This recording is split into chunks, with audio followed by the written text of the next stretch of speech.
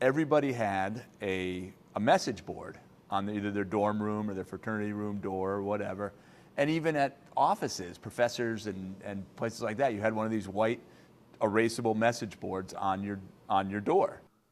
The differences between the ways people communicate now in the 21st century and 40 years ago, 45 years ago in the 1960s is the difference between night and day. The whole communication, if you didn't find somebody face to face, was write a message on their dorm room door, and then they'd get there, they'd read it, they'd erase that one because they'd already read it, and then they'd go, back to your room. So it was sort of texting or instant messaging without quite the same technological connection. Form of communication between parents and students was either the telephone or the postage stamp. There was one payphone at the end of the hall, and when it rang, some nice person would come out of the room or walk down the hall and answer it. You didn't use the phone to call, your buddy to say, hey, what time are you going to dinner or anything like that, because he wasn't near a phone. Even if you were near a phone, the chance that he was actually going to be at the other end of the phone to talk to you was impossible. No one, I don't think, in the 60s, except for a futurist or a genius like John Kemeny, could have possibly conceived of the idea of email or cell phones. These concepts were just not in anybody's vision. There was a tradition that when a parent was looking for a son, whoever answered the phone would say, he's not here, he must be in the library. Parents were always gratified to hear that. Handwritten letters, people looked very much looked forward to checking their Hinman box daily to see if there was a letter from family or friends, and these public telephones in the residence halls were your main means of communication. I lived in Newham for most of my time here. For me to call one of my buddies that was in, Hitchcock or Richardson or something, maybe twice in 4 years you would do something like that. It never happened. I look around campus today and people get out of class, and the first thing they do is they get on their cell phone.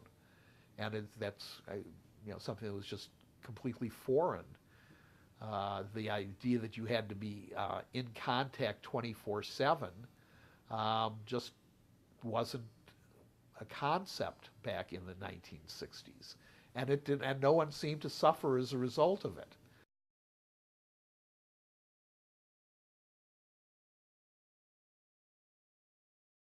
Every year, and it was always a different room, but every year there'd be one room where either somebody had really set it up well, they had the nicest couches, maybe they had the TV, they had the bigger fridge, whatever, but there was one room that would be the room that people would tend to congregate in, people would tend to hang out. And so you get back after class, say, or whatever, wherever you had been, and you'd go to that room. But the way we were able to be in touch with each other was hanging out. For a while I had a bench in front of my office. I used to look out the window, and if I saw somebody walking by, I could say, hey Mike, come over here for a second, I need to talk to you. And it worked. You went in these circles where you'd say, okay, every couple of hours we'd have a place where those of us that could meet were going to meet, and then that circle would kind of roll to the next place and the next place, and just kind of kept rolling that way. Yeah, that was the only way to do it, was to talk to somebody face to face, because there was no other way to talk to them. There was no way to communicate.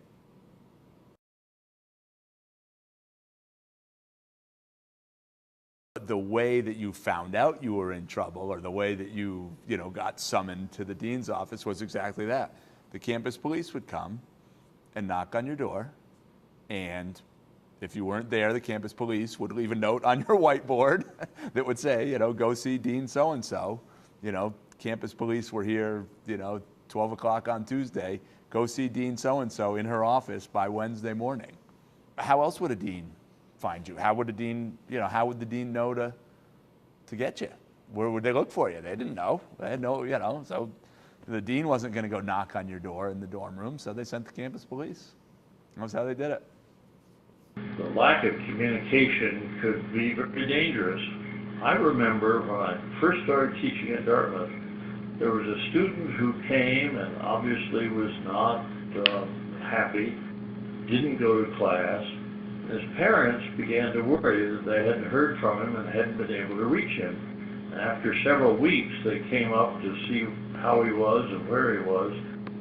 He was in Topliff Hall, and I remember they had pigeonholes there where the mail went, and his pigeonhole box was full, his mail was stacked below it on the floor.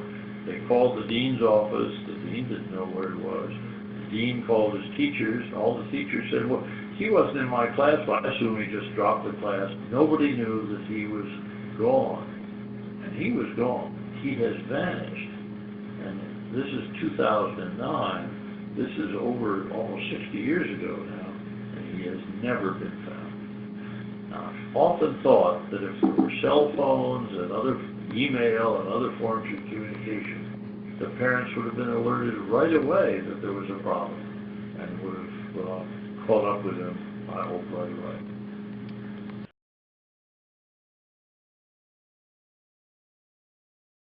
As incoming freshmen, we would get a book. It was called the Green Book, and this is a copy of my freshman Green Book.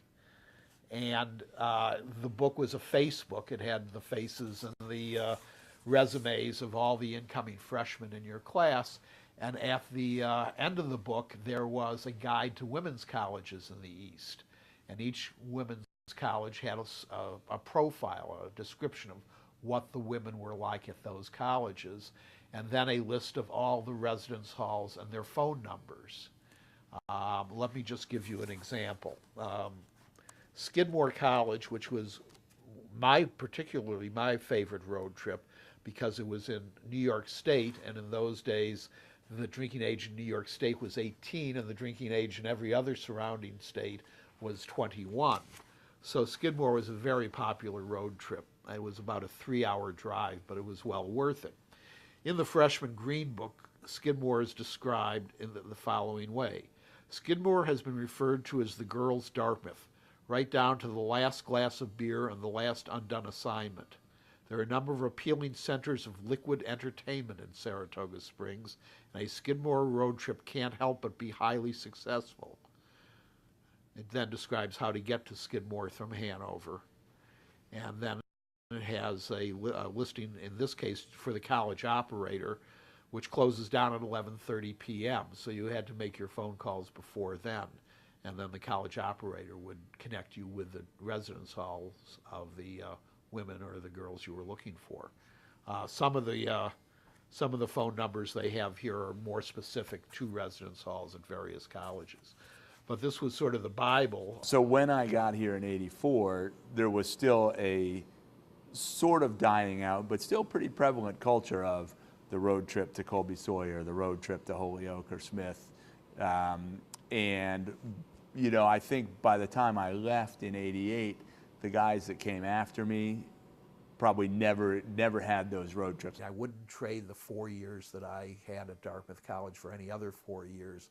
But at the same time, there are things that are happening today on the campus that make me wish that I could take advantage of the academic and social opportunities that a school like Dartmouth provides here in 2009.